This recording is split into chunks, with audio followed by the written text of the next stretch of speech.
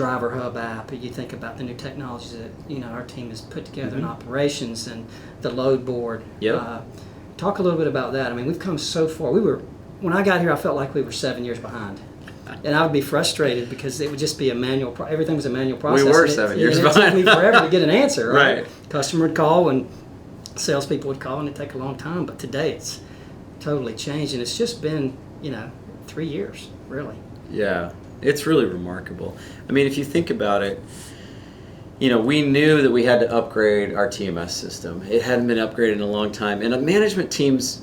It's a really common problem. I know you saw it when you were doing acquisitions in a prior life. There's this whole roadmap in our industry of small to mid-sized businesses who have decided to forego upgrades. And when you do that, you get behind. Well, that's exactly what had been done here. And so we knew that the first step was get to a modern platform. And we had some fits and starts with that, obviously. But I think, to your very good point, what was more critical to the evolution that we've seen is the people part, is people learning to say, hey, I just had somebody say to me today, oh, we should do this. And our people have kind of stopped saying that. They just go, I'm going to do it. Right. We didn't know how to handle a flood. Right. Like, I had never been through a 500-year flood before. Right. But at some point, you just go, okay, well, somebody's got to do this. And so you're right, it was a catalyst to a behavioral change. And we never would have asked for the flood, right? Like, what lunatic would have asked for that? But what a blessing in disguise. Yeah. And you're right, Tim, our people really took the bull by the horns from that day forward.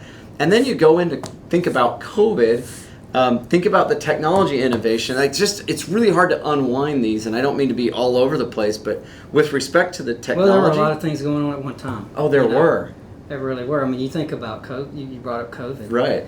And before that, we knew that we had to change our customer mix. Right. And we went away from more manufacturing to more consumer product. Absolutely. Especially discount retailers, right? Discount To balance retailers, it out. Home improvement. Home improvement, and it really has played into our success story. But all this is going on at the same time. It is, but all those things, and you kind of made the point earlier, all those things were enabled because somebody took the initiative. Somebody decided, I'm going to go develop this technology path. Somebody decided, I'm going to go service the customer better. Somebody, you, decided, we're going to go diversify the customer mix.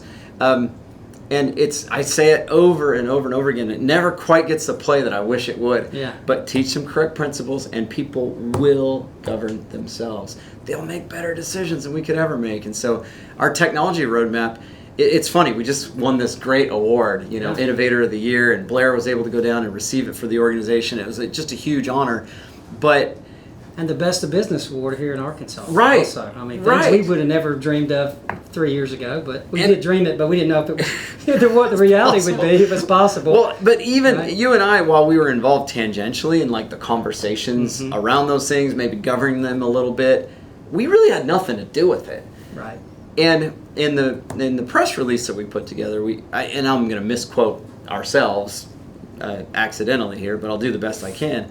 We basically, rather than trying to just like colonize Mars, we had a real problem and a real solution. What's the saying? Necessity is the mother of invention. Yeah. Like, that's what happened here. And so we got practical people handling practical problems, empowered by their values, knowledgeable about the principles to run the business, just taking the bull by the horns and being empowered themselves to go act.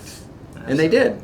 And then the USAT Connect came out of that, right? Absolutely. With the technologies that we have now for our customers and for our drivers, it's really paid big dividends for us. And as you think, as we go forward, we're in a really good spot, and we've got such a great brand.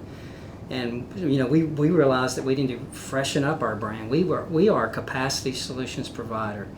And everyone always looked at us as just USA Truck, as just trucks, and we knew that we could provide solutions to customers. And so we went the route with the USAT Capacity Solutions, which is the overarching brand of our trucking brand, which is still USA Truck. Mm-hmm. We have such a great brand out there that we didn't want to disrupt that. And then we make this acquisition of a carrier down in the Southeast, Davis Transfer. So talk about that one a little bit, James, and why that's been really good for us. The Davis family, Gary and Todd and that Brooks Dobbs and the rest of that group down there just continue to perform for us, and we believe that's the model for a really good acquisition. It really is. I mean, it goes back a little further even to think about what's worked and what hasn't worked in the industry at large. And we're copying some of the best of the best. And the things that work are bolt-on acquisitions that continue to maintain their brand and effectively execute on their own.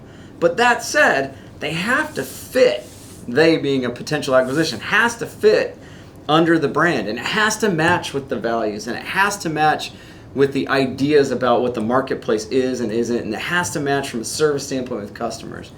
And so Davis, I mean, you're being a little humble and even asking the question, but you introduced us to Todd and Gary, and you and I went down there and worked first on the relationship. And it's really interesting, you know, there are a number of private equity firms, finally, for the first time in a long time, coming into the asset space. And their idea is they want to go out and buy companies, consolidate them, turn them into one entity. Of course, the thesis is make them more efficient, take out excess costs, and thereby improve profitability. The problem is, can you imagine if we had gone to the Davis family and said, we want to kill the brand name, we're going to integrate it into USA? They would have told us to pound sand, right?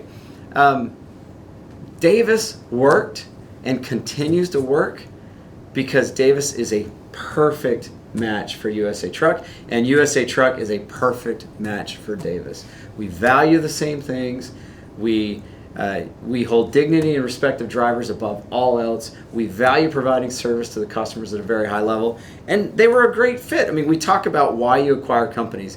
You acquire them because it gives you access to a new technology, it gives you access to a new market, it gives you access to new customers. Those are the main reasons. Well, in Davis, we really already had the technology we needed, or they didn't have anything we needed. We really already had most of the customers they had, although they have some phenomenal relationships. And we also were already in that market, but not doing that well. So why did we do it? Well, there's a fourth thing that I've added to my standard pitch now, and that is leadership. Yeah.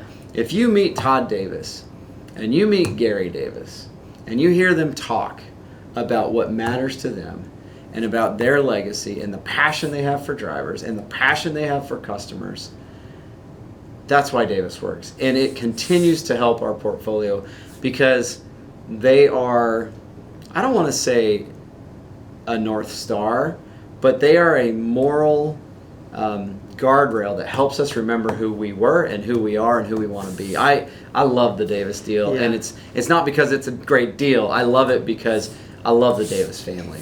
Yeah, you know, we've put in some things that have helped them, and they also have shown us a few things.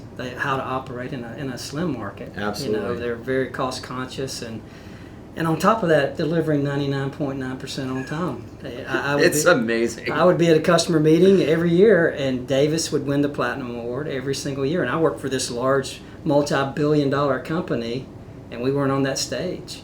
But one thing we've learned is they showed us that great service and great relationships with customers drive good, steady profits. Absolutely. And, you know, I know that part of our one-on-one here is going to make it probably into a video somewhere. And so I won't name the customers, but look at the awards we've gotten recently and who we've gotten them with. Mm-hmm. I don't think we would have gotten the kind of uplift in our rate and the uplift in the quality of network freight that we've gotten if we didn't have that relationship first and really embraced and espoused those values that Davis holds so dear. I think it's been a home run on every level. It has. And I'll tell you, it really, and I want to shout out to our drivers because we made this switch and this transition to these consumer product discount retailers. And our drivers during COVID did an amazing job. And, you know, my dad was a driver, and I thought often, how would he have reacted during this pandemic? And it's just the way our drivers did. I mean, they sacrificed their health. They stayed out on the road longer, more hours, worked longer days, did extra things for our customers that we had not seen them do before. And I think it really started with the culture and the organization, and that, you know, you driving that leadership and taking care of the driver here at USA.